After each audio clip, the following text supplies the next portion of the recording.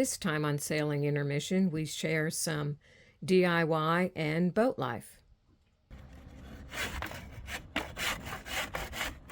What do you think, Steve? Well, I like the romance part.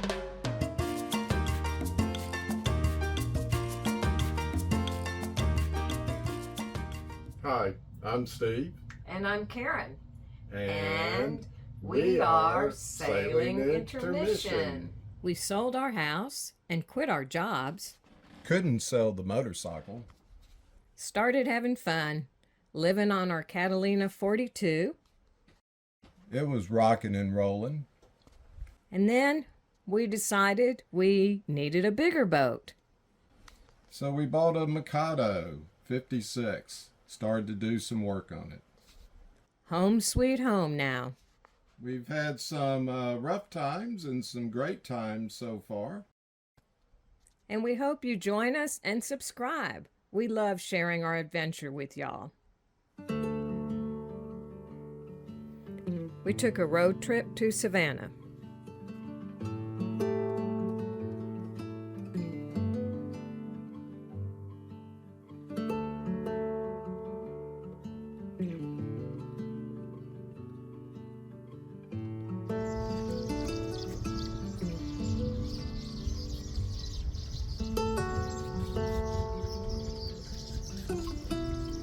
This reminds me of an Alfred Hitchcock movie.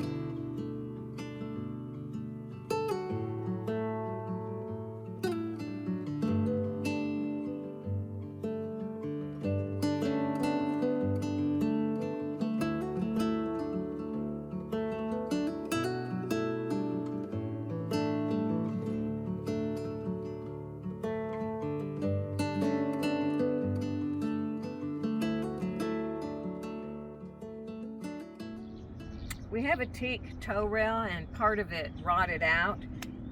Teak does rot, it just takes a while, and of course this particular part was 35 years old. So Steve cut it out and put some new teak in, and then we put some cetol on it to protect it. So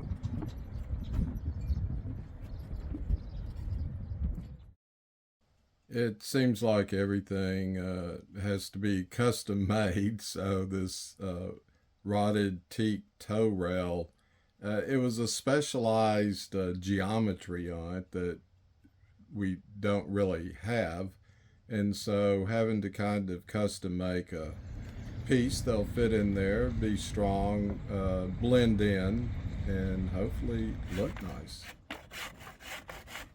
In some ways, I love using hand tools, little Sureform wood plane.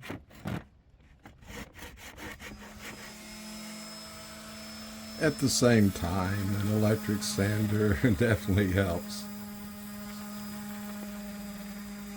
I don't really know how good of a carpenter I am, because what I do is I like, in this case, sand it a little, fit it, come back, sand it some more, fit it again, and this goes on sometimes for 8 or 10 times. Eventually it works and it fits well.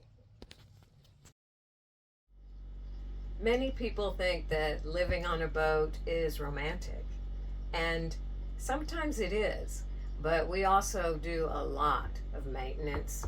We do a lot of refitting, and there's a whole lot of problem solving that goes into living on a boat. I would say definitely more than living in a house or an apartment. But it is fun. It's just not always romantic and relaxing.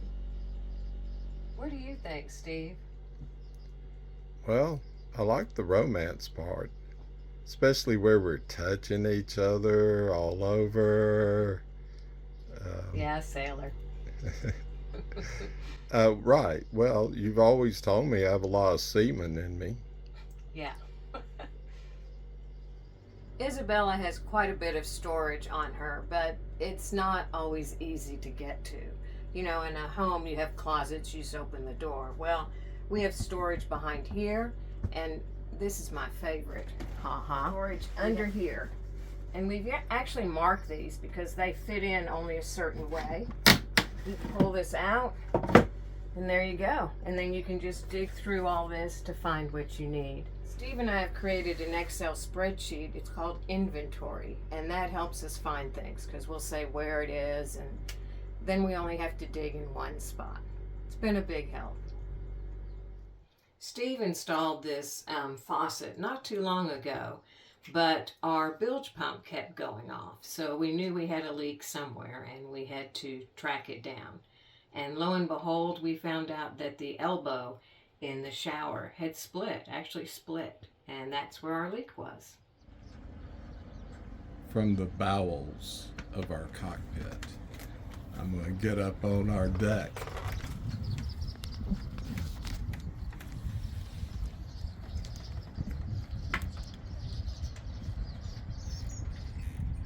Okay, y'all, let's talk about grocery shopping on a boat. So that's something everybody has to do. And most people go and they put their groceries in their car and they take them out of the car and they walk into the door of their apartment or their home. Well, we do have a car and we do pick up groceries that way, but we have to walk all the way down the dock to our home. And then we have to go up and down the stairs to the boat. But wait, there's more. Then we have to go down into the cockpit.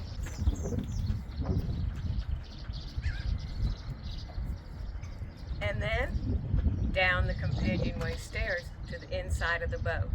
So it's not quite as easy, and it takes many ups and downs and passing over. Like Alejandro Escovedo said, I like her better when she walks away. We say we have all the comforts of home, and we do. We have two AC heater units, reverse cycle, so it's, you know, nice, comfortable temperature in here all the time. We have a little refrigerator up here. We've got a nice microwave here, and I left the dishes stacked up so you could see. You know, we don't really have a dishwasher unless you want to count myself and Steve as dishwashers. But we have this nice collapsible dish strainer, and as you can see, it holds quite a bit. We have some glassware, but most of our stuff is plastic or Corelle because boats move, and when things move, they get jostled and glass can break very easily. Then back here, we've got a toaster. We even have a little Keurig for coffee, our favorite. We've got our Force 10 stove and oven, and the oven actually also we keep some of our pots and pans in there, so it acts as storage as well. And then we have our all-in-one here. Gourmet does all kinds of things, including dehydrating vegetables and fruits. And we have our freezer and our refrigerator, our Victor Frigo. So most of the time, if you're in a home or apartment, your refrigerator opens and you have shelves. So although this is a great refrigerator and I love the drawer, you still have to dive in and search for things. So that's a little inconvenient, but loving it anyway. So we do have all these comforts, but we have to be careful about what's on and what's on together. So we can only do so many amps, and so sometimes if both units are running, we can't run our all-in-one here, the Gourmet. We have to shut one off, or If we are getting ready to make toast, we have to make sure that we have some of the appliances that are AC off, because we'll end up tripping a breaker or something like that. So it's a little more complicated than land life, but still, it's all great. And some of this is because we have two 30-amp shore power cords coming into the boat. However, where we're at now, we actually have a single 50-amp with the Y adapter splits off from it. So, you know, we're using, we have the capability of using 50-amp AC.